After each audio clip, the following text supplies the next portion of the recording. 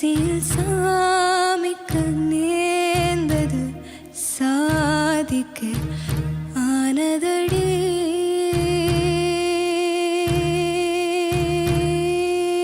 போராளே பொண்ணு தாய் புல புலவென்று கண்ணீர் விட்டு தண்ணீரும் சோறும் தந்த மண்ணை விட்டு பால் பீச்சும் மாட்ட விட்டு பஞ்சாரத்து கோழிய விட்டு